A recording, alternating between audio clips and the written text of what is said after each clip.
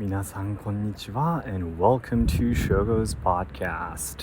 So guys, this is another version of Shogo's walking outside and recording a podcast series. I need to tell you guys one thing. I've been saying every single time whenever I record my podcasts outside that if it's like, for example, the environment is really loud or if it's uncomfortable for you guys, please let me know. But I've actually been recording my fourth podcast already without posting any of my previous ones. So I actually have not listened to your opinions yet, and I've already been recording my fourth podcast. So if, for example, the first one was not comfortable for you guys, it actually might not be really good, but we'll see how it goes. I hope it's okay. But anyways, today I like to talk about a question again that a lot of people have been asking me, especially Japanese people.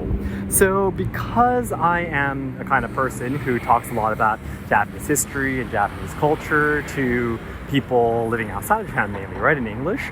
So a lot of people tell me that, so Shogo, why don't you talk about these things in Japanese to your own people too? I had a lot of people from overseas telling me that too, and a lot of Japanese people saying that, the culture and history that you talk about, hardly, most Japanese people don't know about these things either. So it'd be great if you let Japanese people know about the situations in Japan and so on and so forth. But I always answer that I am not planning on doing that, at least for now. And today in this podcast, I'd like to explain to you the reason why, for example, I never make videos in Japanese towards Japanese people, or I never have a podcast or any form of platform in Japanese for me to send out information to Japanese people. There is a specific reason why. So you might have noticed I don't have anything in Japanese. I don't even have my personal social media, so it's only Let's Ask Shogo, and it's all in English.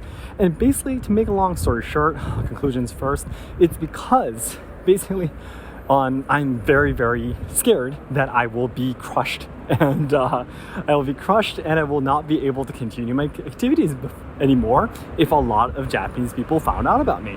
So to be honest, there are a lot of Japanese people too who know about my YouTube channel, who know about my activities and such, but still it is very, very limited though. They need to be very actively, for example, willing to study how to send out information in English about Japan to the world and so on and so forth. Otherwise, the SEO, of course, Google or YouTube or whatever it is, doesn't usually have your content hit in English if you're looking up stuff in Japanese, right? Yeah. So a lot of people, even if I walk outside, there has been no one ever in Kyoto that has come to talk to me and say that, oh, you must be Let's Ask Shogo, unless that person is someone who are originally from overseas studying at a Japanese school or working in Japan and such. Yeah. And that I take as a very, very good thing. Because especially I am working in the world of traditional culture in Japan, and I am a mere trainee, and I always say this in all my videos, but I'm still don't have the rank of an instructor in any of the things that I train in, and all I talk about in my videos are things that I study through my books or I literally experience as a trainee. And I think personally it's important that I send out the information that information or experience that I gain as a trainee, because it's something I will probably forget in the future, right? So I think it's important that I tell you guys anything about the things that I feel or think through my trainings, because my opinions may change. And yeah, so I think that's a good thing too. But again, you guys listening to my podcast channel can probably already understand or guess. Basically, in Japan, your age or your status in society is everything. So that's the reason why all the license, all the dan ranks and everything are so important in Japan, because we are a collectivist society.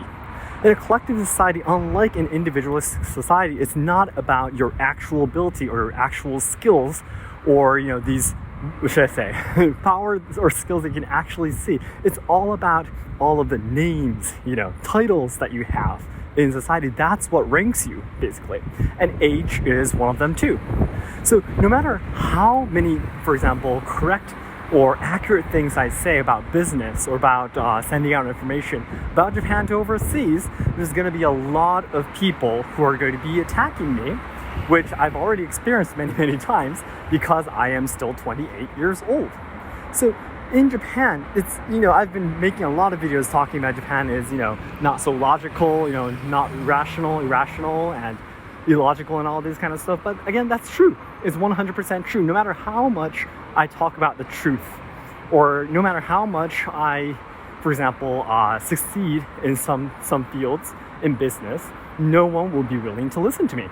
And the very, very, very few Japanese people who are humble enough to listen to this 228-year-old, why did I say 200? 20-year-old Japanese man who was just luckily, was able to make some success on YouTube, are very, very rare. They're super, super rare.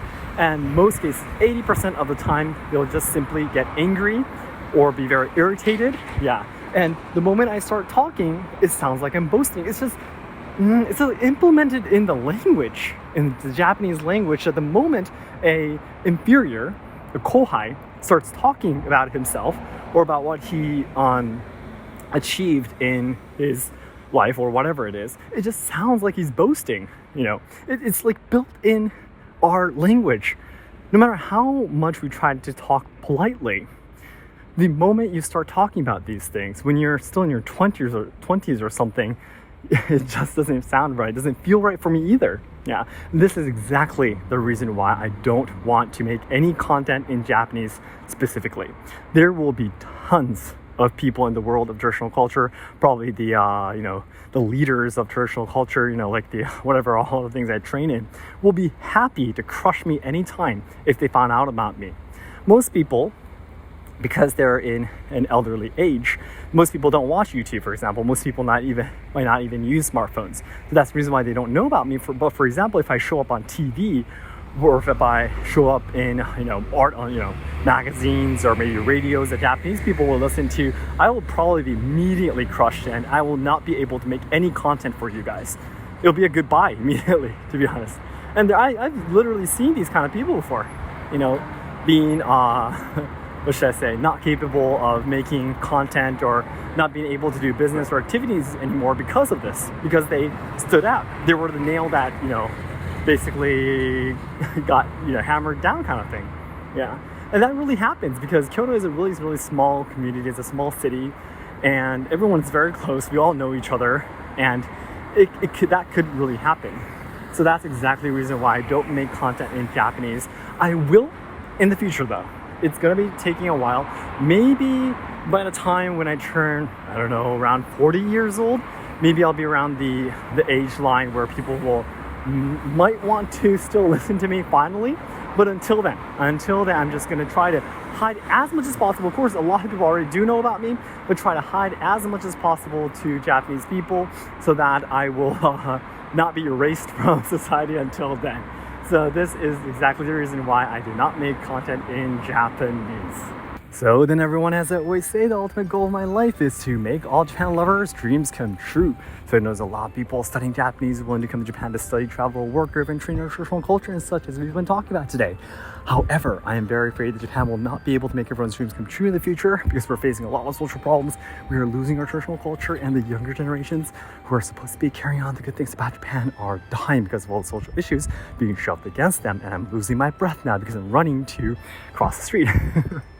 So I really want to dedicate my life trying to make Japan a better place. I want to try to solve the social problems, preserve and evolve traditional culture, and also help out the younger generation so they can have a brighter future. And to do this, my goal right now is to raise money to buy my very first bamboo shakuhachi, my real bamboo shakuhachi, because I will be doing a collaboration video with Kamina Daisuke-san, with a very famous shakuhachi player of Wagaki Bando. He has actually given me a very generous offer to do collaborations once in a while, maybe once or twice a year, which is going to be amazing. So it'd be great if I can buy my very first shakuhachi. It'd be great if you can check out the comment section or the description box to support me. Well, you guys already do support me already a lot, but if you have the time, it'd be great if you could check it out for me. You guys already support me enough. But anyways, thank you so much for listening. It'd be great if you can let me know your thoughts and opinions in the comments. Thank you so much, guys.